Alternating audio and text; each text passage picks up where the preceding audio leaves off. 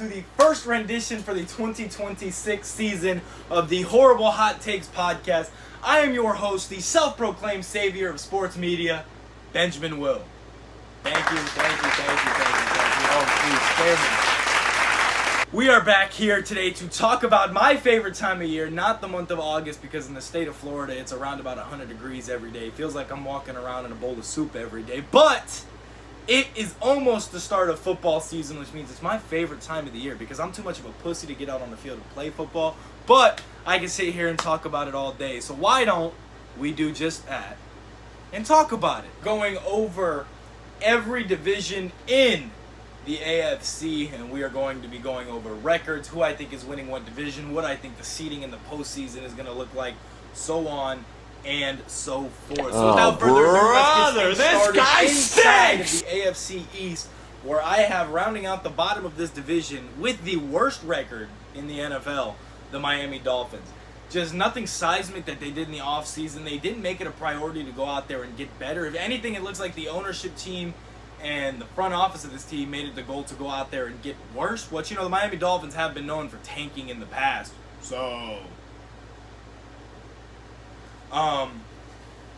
But I have them going 3-14 this season. I believe they're going to have Malik Willis is starting quarterback, if I'm not mistaken, because Tua's in Atlanta now. Jalen Waddle's in Denver, which that's going to be lethal. We'll talk about that when we get there. But I don't see this Dolphins team being competitive. I mean, what they had left of the defense is completely spread out across the NFL, and it's just there's nothing really to phone home about when it comes to this team. Third place in this division, I have the New York Jets. They're going to have Geno Smith as their starting quarterback. They look like a dumpster fire of a franchise, and they always have. The thing that's going to get this team anywhere between 3 and 6 wins, I'm being generous with 6 wins, but I can see a world where they win 6 games. That defense has a lot of talent on it, and I think with Aaron Glenn as a defensive-minded head coach, he can get the best out of a lot of those players. The thing with Aaron Glenn is a great defensive coordinator. Aaron Glenn is not a great head coach, so while I think he can get stuff out of the defense, he is not a good enough head coach to get all that stuff out of the offense, and that's why I have the Jets in third place in this division. In second place, I have the reigning defending AFC champions, the New England Patriots. I'm not calling last season a fluke,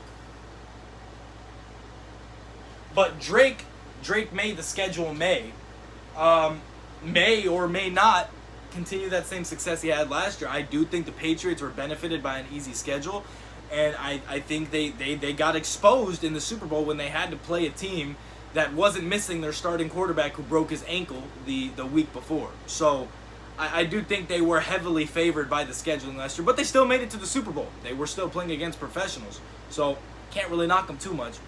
However, I do have Josh Allen and the Buffalo Bills winning the AFC East, going back on that tear that they had kind of been on before last season and winning this division again. I think the addition of DJ Moore is going to help the Bills a lot more than it hurts the Bills. I do think with Josh Allen as his quarterback, DJ Moore has the potential. You guys may or may not have seen this on my TikTok. DJ Moore has the potential to be a guy with Josh Allen throwing footballs to catch for 1,500 yards and maybe, just maybe, make a candidacy at Offensive Player of the Year. Do I think that's going to happen? No. That's why it's called a bold prediction. But yeah, that's what I have. To go back over it, I have the Bills winning the division at 13-4, the Pats finishing second at 12-5, the Jets finishing third at 6-11, and the Miami Dolphins bringing up the rear at 3-14. We get into a division that's always competitive. It's not going to be this year, and that is the AFC North. Bringing up the rear, I have the Cleveland Browns. If the Browns were smart, they would make Shador the starting quarterback, and they would build around him. However, it's the Browns, and they have to pay Deshaun Watson like $200 million. So they're going to start Deshaun, and they're probably going to pay for it. I think they'd be smart to build around Shador Sanders. You can call me a homer. Shador showed a lot of flashes last year. I do have this Browns team going 7-10 because that defense is always good. And I think with new coaching in that system, I think they have the potential to be really good. That defense is going to be stout. That offense has the potential to do some sort of damage. The damage isn't that grand considering that they're probably going to start Massage Watson. But, yeah. And then in third place, I have the Pittsburgh Steelers. Mike McCarthy, the new head coach for the Pittsburgh Steelers. They moved on from Mike Tomlin after what felt like fucking 40 years of him coaching that team.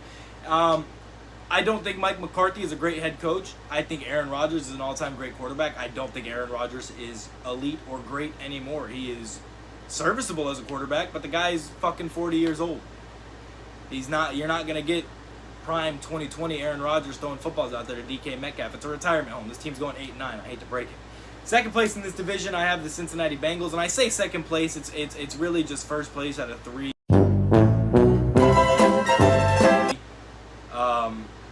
franchises and teams that are kind of stuck in limbo right now. I have the Bengals going 9-8. They did nothing to address the offensive line, which has been their issue. Even in the year when they went to the Super Bowl, that has been their issue. That is why this team cannot compete, is because their front office is so lackluster and won't go out there and protect your superstar quarterback by getting him a halfway decent offensive line.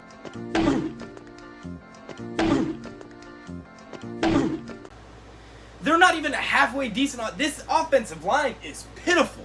You have Jamar Chase, T. Higgins, Joe Burrow, and your offensive line is just pitiful. You're not doing shit when your offensive line is held together by super glue and thumbtacks. I hate to break it. It's just not going to happen. The defense is still very lackluster, leaving a lot to be desired. They're going to give up a lot of points. They're going to have to score a lot of points. They're not going to score enough. They're going to go 9-8. And you know they have to go on their 3-week lull to start the season, so they're going to put themselves in like a 1-2 hole to start with. And in first place, some may not be surprised if you do follow me over on the TikTok and you've seen my 5 bold predictions for the season. I have the Baltimore Ravens winning this division pretty handily with a 15-2 record. Lamar Jackson is one of the greatest quarterbacks that the generation after mine is going to be able to witness. He's already an all-time great. He does so many great things. Lamar Jackson just has to be able to put it together to win in the playoffs. However, I think the big high roller situation that nobody looks at is maybe Harbaugh just was the thing holding them back in the postseason, because he did a lot of questionable things as a head coach that really stunted their growth as a team. And I think now that Lamar Jackson is going to get some new coaching in there, I genuinely think he has all the potential in the world. And those Browns matchups are going to be spicy this year because Todd Monken's over there coaching the Browns now. So maybe something that we all just need to look out for. Todd Monken, obviously the former offensive coordinator of the Baltimore Ravens. Anyway, to run it back over one more time, in first place in this division, I have the Baltimore Ravens at 15-2. The Bengals, second place at 9-8. Third place, Steelers at 8-9. And Browns bringing up the rear at 7-10. The AFC South I have as being the most competitive division in the NFL this season. And there's just no doubt about it. It's 4 teams that are young, up and coming, fiery, feisty, hard-hitting, hard-nosed football teams.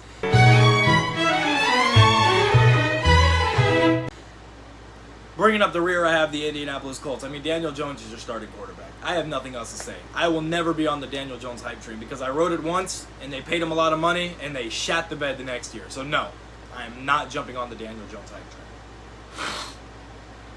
Third place. If you follow me over on the TikTok, this may not surprise you. I have the Tennessee Titans. Cam Ward is a superstar in the making. And the Titans front office, thank God, they went out there and they had made moves that is actually going to make their young star-studded team better than it already is. They have all the potential and the talent in the world. The division that they play in, it's hard for me to see them going from worst to first, but I could definitely see them going from a 4th place team in the division to being a frisky team that has a chance and is going to be on the outside looking into the postseason for a majority of the season. And in second place, I have the Houston Texans going 11-6. This defense is special. This is going to be the #1 defensive unit in the football. Unfortunately for the Texans, their offense is going to be a bottom 10 unit because it's the same problem that the Bengals have. You have a stud at the quarterback position and you're not doing anything to protect him. Now they're going to get Tank Dell back. Tank Dell running routes. He looks really good considering the fact that he's coming off of a gruesome knee injury. He looks solid. However, when you put it into perspective that they haven't done much to go out there and protect C.J. Stroud and protect their running backs that they have back there, I don't see a world where the Texans offense is going to be anything special. They'll put numbers up, but they're not going to look like they looked in C.J. Stroud's rookie season. And unfortunately, that all falls back on the front office of the Texans. And winning this division, everybody is expecting some sort of regression from this Jacksonville Jaguars team, but me as a self-proclaimed savior of sports media, I'm here to tell you, the hell cares? There's not going to be a regression. I think they went 13-4 last year. They may have been 12-5. I have them going 12-5 this year. I see Trevor Lawrence only continuing to get better with Liam Cohen as his head coach. Liam Cohen, the guy is a fucking quarterback whisperer. I've never seen something like Liam Cohen where he can just instill it in a quarterback to get them to do the shit that they have to do. Liam Cohen is an extremely educated coach when it comes to the offensive side of the football, and he is a fucking fantastic leader of men. I was really passionate about Liam Cohen and my hatred towards him after he left the Bucs, but that all falls back on Tampa Bay for just being too hard-headed to move on from Foles. And I do think that is something that's going to set the Bucs franchise back a couple of years. They have the talent, but they don't have the coach. But we're not talking about the Bucs right now. We'll get to that later. But the Jags, Liam Cohen is a fantastic leader of men, and in order to coach a successful football team, that's what you have to do. I have the Jags winning this division at 12-5. To run it back over, the Jags will win this division at 12-5. The Texans come in second at 11-6. The Titans finish third at 10-7, and the Colts will bring it up the rear at 9-8. All four teams with a winning record in this division. And finally, to close this one out, we have the AFC West, which is such a weird fucking division to just get into. Like, I genuinely, I have three different patterns that this division could go. Genuinely see a route for three different teams to win this division. But I ultimately brought it down to this. Bringing up the rear, obviously the worst team in this division, but a very bright future ahead of them is the Las Vegas Raiders. I do believe they're going to start Kirk Cousins for a little bit to start the year. By the halfway point, Mendoza is going to be in slinging the rock. Francisco Mendoza, by the way, looked fantastic in his preseason debut. I know it's preseason. You got to take everything with a load of salt, but Mendoza looked very, very good. I think if you give that team Mendoza some time with those players, like with Genty and just everybody else on that offense, Max Crosby still on the defense, I do see a world where this Raiders team in a couple years is scary. In third place, I have the Kansas City Chiefs at 11-6. Now, this was so hard. Because, yes, the greatness of Mahomes cannot be denied. But coming off of an ACL injury, it's not just all going to click back into place like that. Now, Patrick Mahomes is a freak of nature. It could very easily just snap back into place just like that. I don't personally think that it's going to happen, but I do have this Chiefs team being good enough to go 11-6. They signed Kenneth Walker in the offseason, which was a great move by this Chiefs front office. They needed something to just fix the mentality in that locker room. And I think the Kenneth Walker signing really is going to help. In second place, I have the Denver Broncos. The Denver Broncos were perhaps a Bo Nix ankle injury from making it to the Super Bowl last year and maybe even winning the Super Bowl. I have them tying for first place in the division. I gave the tiebreaker to the other team that we haven't talked about yet. But I do see a world where the Broncos win this division and maybe even run away with this division. They have all the talent on the world. They traded for Jalen Waddle in the offseason. They have Jerry Jeudy, so that receiving room is very good, very underrated in my opinion. They have Bo Nix, who's been just only progressed as a thrower of the football and a reader of the football field at the quarterback position. I think Sean Payton deserves a lot of credit for that because he has done a lot in the quarterback in Bo Nix's development. And that defense was a stifling defense last year. I think they only gave up 10 points in the AFC Championship game and were a solid reason to where Bo Nix plays. That AFC Championship game isn't close with the pass last. And then jumping into winning the West, I have the Los Angeles Chargers, quite literally only just for morale. Justin Herbert just got engaged. Jim Harbaugh is a great coach, and it's do or die this year for Justin Herbert in his career. If he doesn't do anything this year and win a division and make some noise in the playoffs, he's going to be just a what if. What if he wasn't drafted to the Chargers? I swear to God, the Chargers are cursed. But anyway, just to run it back over, I have the Chargers winning the West at 12-5, the Broncos in second place at 12-5, the Chiefs coming in third at 11-6, and the Raiders bringing up the rear at 5-12.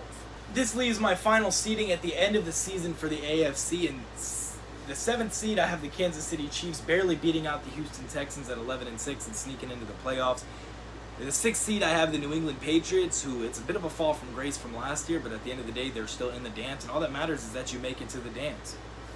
In the 5th seed, I have the Denver Broncos, who, again, it's a little bit of a fall from grace from them, but again, all that matters is making it to the dance. The 4th seed, I have the LA Chargers being able to host a playoff game, and then in the 3rd seed, I have the Jacksonville Jaguars also being able to host a playoff game.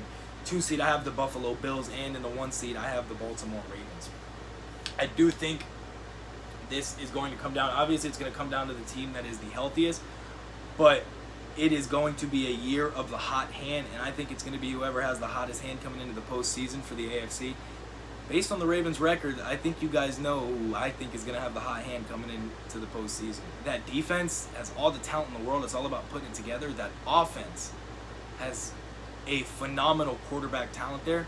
I think this could be the year where the Ravens put it all together, and they are my prediction to win the AFC and make it to the Super Bowl on that side of the bracket. You guys let me know what you think in the comments down below. Remember, hit that like button, hit that subscribe button. Go follow me over on TikTok at HHTNFL99. We'll be getting into the NFC very soon. I hope you guys enjoyed this video. Remember, like and subscribe because we are going to be making content every week here at Horrible Hot Takes. As always, I am Benjamin Will. Thank you for tuning in. I'll see you shortly.